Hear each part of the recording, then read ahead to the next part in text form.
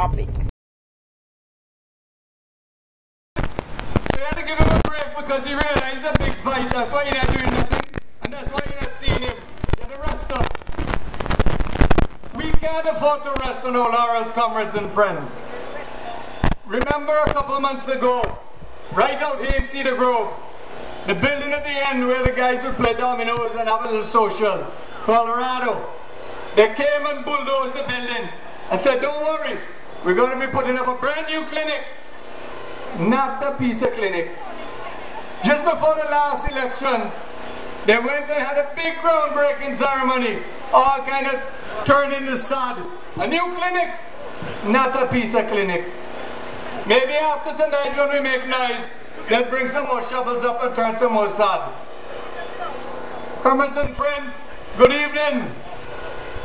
Comrade Weston spoke earlier tonight, very eloquently, and he gave you an idea of all the plans that the Antigua Labour Party has to bring the economy back and to revive our Antigua and Barbuda job situation. We had Comrade Nicholas, whose family name is a big name in Cedar Grove, come and speak to us about the opportunities the Antigua Labour Party is planning for the youth in the country, which will include the youth in Cedar Grove. Once again, we come here to you tonight to tell you that we are continuing the fight for you, the people, the fight for all of us, the fight for our families, the fight for our children. They've wasted so much money, comrades and friends, 750 million on sidewalks, that we can't even know where the sidewalks were built. We can't even see anything with them now. Every time it rains, everything in town flooding. They spent 50 million on fences, and if you go and look to see where the fences were and the buildings were put up, half of them hardly exist. Millions they spent buying old buildings, and what have they done with them? How many of them have they really utilized? Comrades and friends, we are facing a situation in this country where money is becoming so scarce in the government's coffers, and yet it is all being frittered away. Now we're facing 47 million US on generators, and they have refused to disclose the documents to those generators. If there's nothing to hide, why not turn over the documentation? So easy, so simple. Nothing about blood and wine. It's just a matter of the truth. This documentation will prove whether the engines are old, and even more important, whether we got value for money. And that's all we want to know, because the people of this country need to know. These things affect each and every person, and we need to know that it is properly done. Businesses are hurting. Every time you walk through St. John's, the business people are stopping you, and they're lamenting and they're crying, and they tell you, well, come out and march, come out and speak out, and they're all scared, all of them afraid. But behind everybody's back, they tell you how rough it is, how bad it is. And you know something? Even the hoteliers now are complaining. They're reaching the situation where they're now telling us they may have to lay off people in the off season and even in the on season. In some parts of the on season now they're starting later and people will have to be laid off. That means families will be hurting. Poverty is increasing daily. You remember years ago when people used to come into Antigua to look for work? You remember those days when people coming into Antigua from all over the Caribbean looking for jobs? You know, now it's turned around. Everybody getting the chance leaving Antigua to look for work. That is what has happened in these short 7 years. Comrades and friends, tonight I want to tell you anyway that there is hope, because we only have till 2014, less than 2 years, less than 18 months, and believe me, this government is going to move. Change is going to come, because the Antiguan Labour Party is ready to take the governance of this country. We are ready to hit the ground running. As you heard earlier from the other speakers, and you will hear from Comrade Baldwin Joseph, and you will hear from Comrade Robin Yearwood as they come on. These seasoned, experienced politicians will tell you the way forward for Antigua once we take the governance of this country again. Because we have the skills to ensure that the country will move. We have the skills to ensure we're going to put it back on the right track.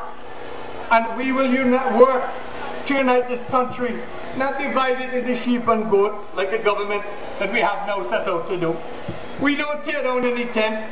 We're about building up, not tearing down, because we realize that you need a united Antigua and Barbuda to move this country forward. We don't want half the country moving forward. Everybody will move forward because everybody will get an equal opportunity. We will have to ensure that once again we set out to bring back major investments to Antigua and Barbuda, which will ensure thousands of new sustainable jobs to the country. When the Antigua Labour Party left office in 2004, comrades and friends, there were a number of hotel projects that were on the drawing board.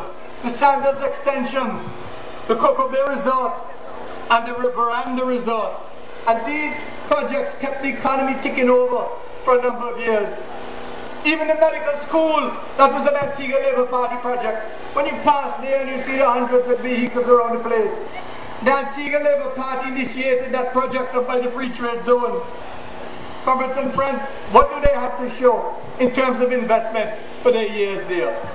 The ship with all the investors apparently floundered off Sandy Island, and it seemed as though all of them drowned. Comrades and friends, this would be funny except for the fact that these are serious times and so many people are suffering.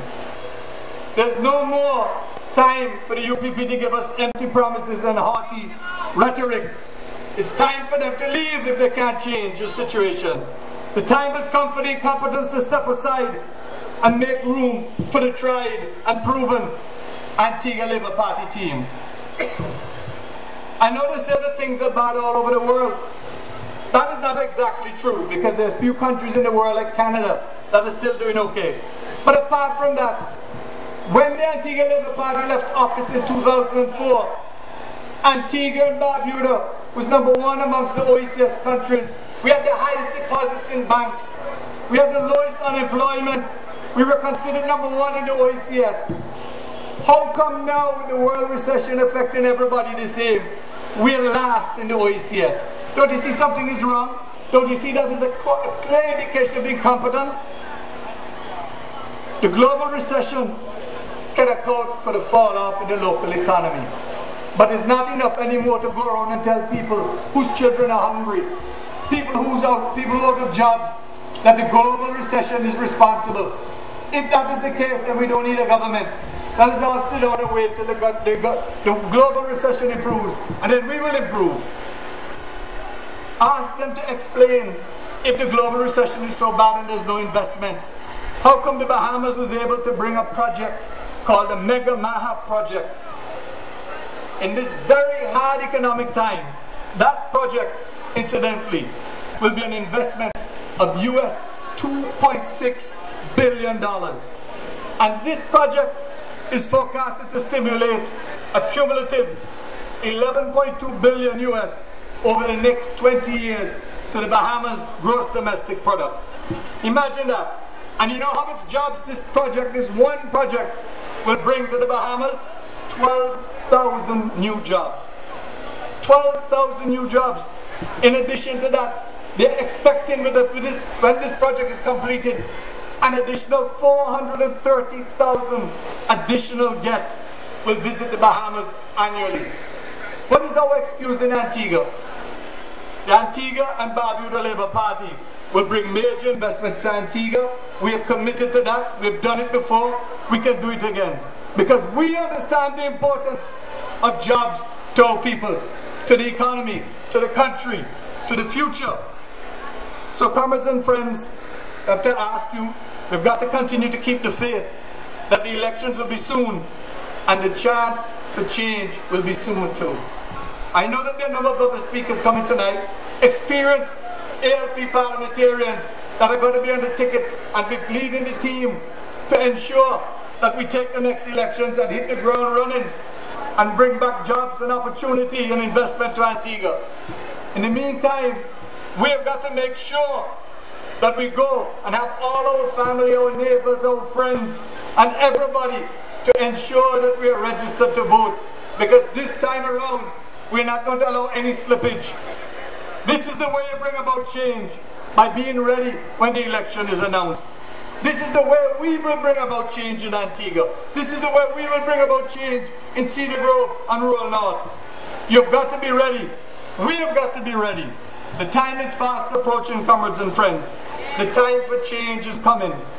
The time for change is coming. Be ready. Thank you. Good night till I come again.